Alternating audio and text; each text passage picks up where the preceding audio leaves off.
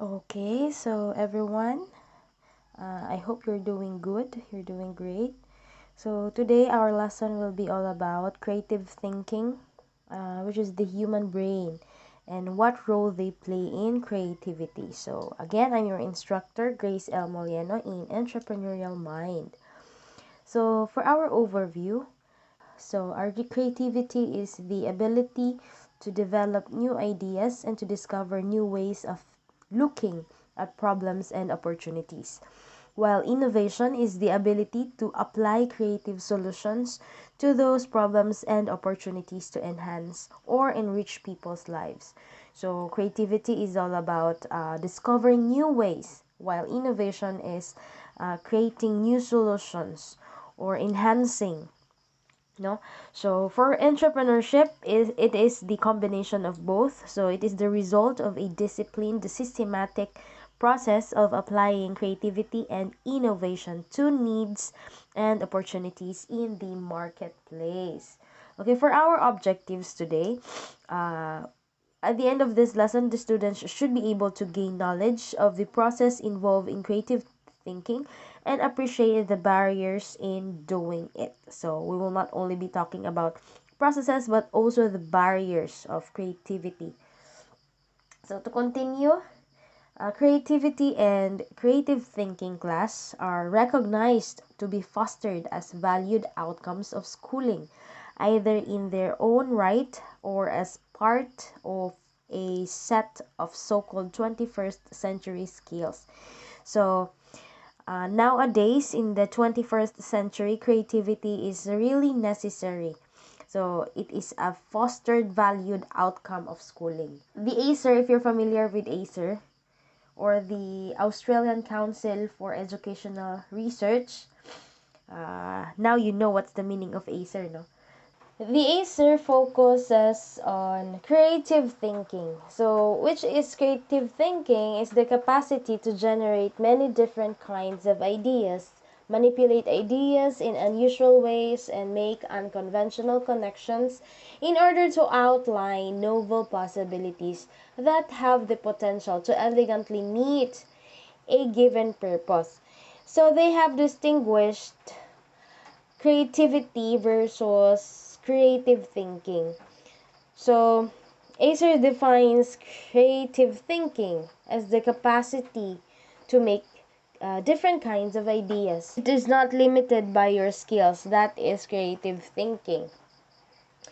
So, if you will notice in their creative thinking framework, they focus on creative thinking rather than creativity. So they have three strands: the generation of idea, experimentation, and the quality of ideas. These are the factors that they are focusing. On the generation of ideas, there are two aspects: the number of ideas and the range of ideas. Or this is the how broad is their ideas. For the experimentation, they have also focused on shifting perspective and manipulating ideas. And for the quality of strands, fitness for the purpose. So it is necessary that their ideas are relevant. For the novelty, it is necessary for their products to be new or for the idea to be new or unique. And for elaboration, it is also necessary that the ideas be elaborated for it to be suiting to the needs and the wants of their target market or their customers. Or ideas must be detailed. To continue, the reasons of ACER for focusing on creative thinking rather than creativity alone is that creative thinking underpins creative outputs. So, of course, when you have when you are being creative and when you have a dynamic creative thinking, it will generate creative outputs. So, for Acer, this is really necessary. As we all know, their product lines are computers, computer parts, assembled computers or laptop. So, another thing is creative thinking strategies can be taught. And it is possible to focus on creative thinking as the key element in task, whereas creativity tends to involve a hybrid of skills. So when we say creativity, it sometimes requires skills. Unlike for creative thinking, it can be taught based on the environment you grown or based on the environment you're in. So creative thinking in each person's lives could be, or in each person could be cultivated. That's for creative thinking. So we could observe in the human brain that the right brain and left brain functions differently. They said, experts said that according to studies, women's right brain are more dynamic, while for men, left brain are more functioning. So that's in general, no? So what is the function of the right brain? So usually right brain is all about art, awareness, creativity, imagination, intuition. When we say intuition, it's like gut feeling. So pakiramdam ko ganito yung mangyayari, no? So insight, then highlight, holistic thought, music awareness, so 3D forms, left-handed control. So according na siya sa studies. So, pag more functional daw ang right brain, they said nga more on emotional, then more on creative daw. So, mostly ba sa babae, creative? So, what do you think of that? But, for the left brain, it functions as analytical thoughts, logic, language, reasoning, science, and math. So, numbers and skills, written, right-handed control. So, if more functioning daw ang left-handed or left brain, usually, more practical daw. So, because left brain is guided by linear vertical thinking from one logical conclusion to the next. So, well, the right brain, it relies on the kaleidoscope, no, lateral thinking, considering a problem from all sides and jumping into it at different points. So when we say kaleidoscope, kato bang murag mirror nga imong tan-awon sa tube, and then if imong tuyokon daghay mga colors, so ingon ana daw ang right brain. So it relies on kaleidoscope, so it's more on creativity. So we can see in the right brain takes care of the body's emotional, intuitive, and spatial functions, while the left brain handles language, logic, and symbols. Right brain processes it intuitively, all at once, relying heavily on images. So it heavily rely on what it sees, no, or what it feels. But a person with or having left brain very dynamic, so they rely on processing information sa step by step, no, nga system. But the right brain lateral thinking is somewhat unconventional, unsystematic, and unstructured, much like the image of a kaleidoscope whirling around to form one pattern after another. Ang left brain vertical thinking is narrowly focused and systematic, proceeding in highly logical fashion from one point to the next. So, practical daw. Okay. So, those who have learned to develop the right brain thinking, they tend to follow always asking question, is there a better way? Okay, mas creative daw.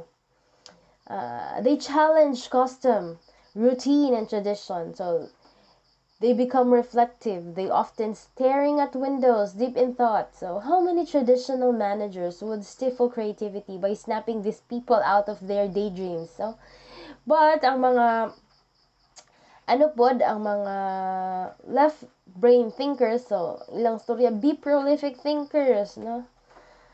So also may mga barriers to creativity because it is the right brain man jud, right brain driven, no, ang lateral thinking that lies at the heart of creative process. Unsa may possible nga barriers ani? First is searching for one right answer. When we say right and wrong, so limited na ang imuhang answer. But others said nga kanang mga unlimited ang mga minds. Ang ilang belief is that in every rule there is an exemption. Na may mga tao nga kintahay naabitaw rule, no? Moingon gali ang teacher nga ingon ani ang instruction. Pero na yung mga estudyante nga moingon nga, pwede yung ingon anion pa ma'am, no? Because there is an argument sa ilang mind nga napay possible way or kanang mga tao ba nga moingon ang na mga situation sa life nga kintahay mga apply og work and then moingon nga maura ni ang dawaton nga description na mga tao nga moingon nga maura may dawaton so di na sila mapadayon, but there are also people nga what if ana ingon ana ang ilang mind because they are not just answering for one right answer but they are actually trying, no? So actually ako inana ko, no, I don't stick to what is said na ay possibilities ako ang mind nga what if na pay chance, no?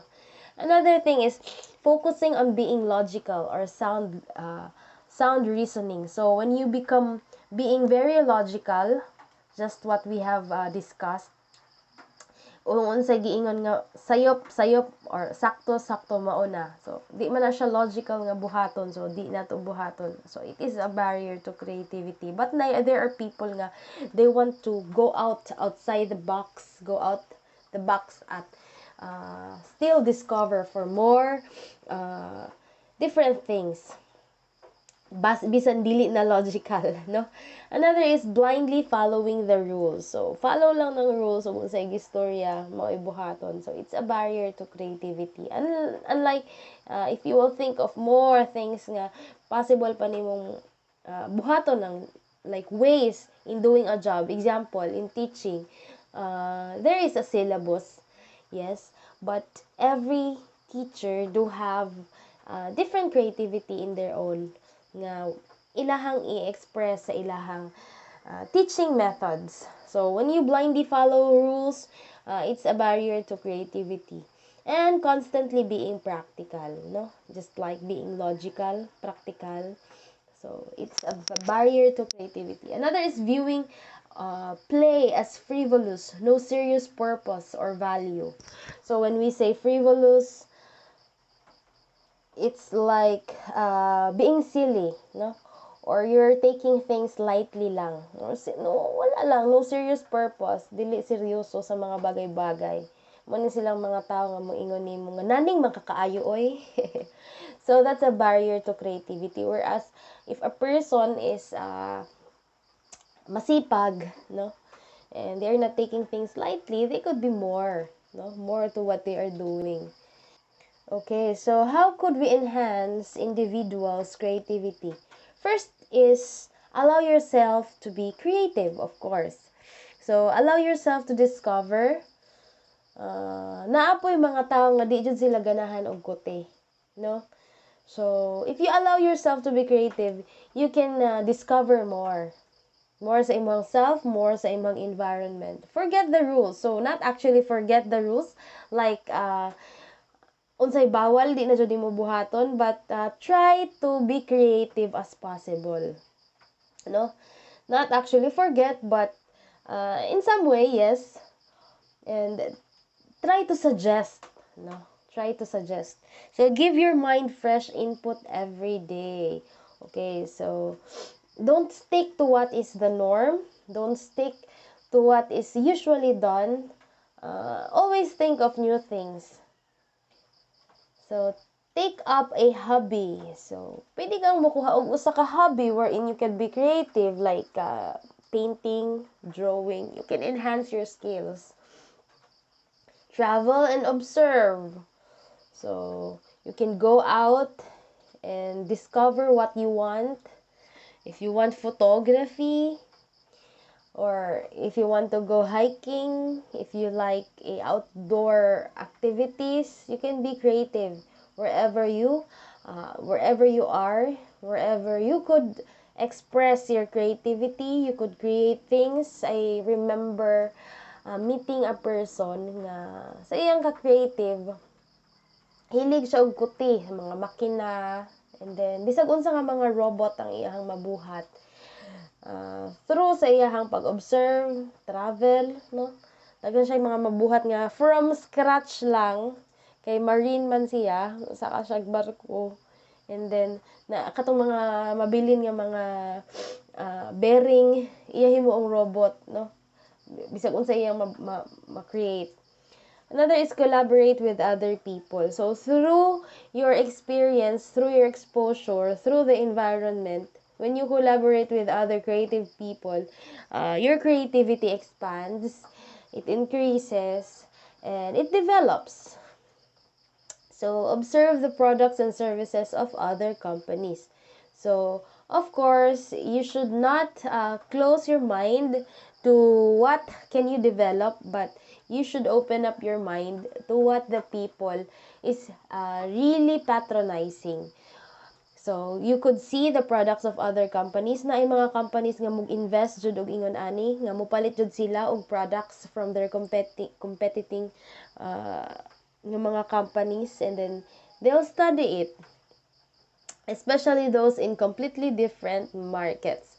So magkahiba og target market, so you can expand your market. Kintahay ang imuhang product is built for a specific market, but nakita nimo nga there could be more. So pwede nimo, an example ani class is si Oreo. Si Oreo is offered sa Philippines nga sweet. But when they open the Oreo sa China, wa siya ni patok. So ilang gistadihan unsa ang characteristic sa market. So ngadto sa China ang ila dahi ganahan pait-pait. So ang Oreo sa China is pait-pait compared sa Oreo sa Philippines. Okay, so as a summary, creativity and creative thinking are recognized to be fostered as valued outcomes of schooling, either in their own right or as part of a set of so-called 21st century skills. So creativity is part of creative thinking. Another thing is that it is the right brain-driven lateral thinking that lies at the heart of creative process. So try to develop your right brain, or try to cultivate, or try to use your right brain. It could be developed, no, ang creativity. And the left brain handles language, logic, and symbols. So for your assessment class, a major maker of breakfast cereals was about to introduce a new multigrain cereal. So its principal selling point is that it features 3 great tastes in every bowl. It's corn, rice, and wheat. Because a cereal's name is an integral part of its marketing campaign, the company hired a costly consulting firm to come up with the right name for the new product. So, ikaw ni class, ikaw ni ang gi-hire as costly consulting firm. So, the consulting firm tackled the job using a combination of structural, linguistic, and personal creativity. So, 1 year and many dollars later, the consulting firm gives its recommendation. So, you as the consulting firm, list names 5 that you think would be appropriate for this cereal and explain the relevance of each. No, so maghatag kag pangan or brand name. So, brand is an asset sa company because dapat kanang brand nga paspas matiman-an, brand nga dili malimtan, o brand nga tatatak sa utak ng mga customers, and it will create a position sa ilahang mind nga kini nga brand ingon ani ang quality ani. So that's what will you do? You will suggest 5 names and then explain the relevance of each. So this is the Google form. You could access that through the link. So for your deadlines, you can refer to your PowerPoint presentation. And thank you so much. If you have concerns and suggestions, so feel free to message me. So thank you so much, class.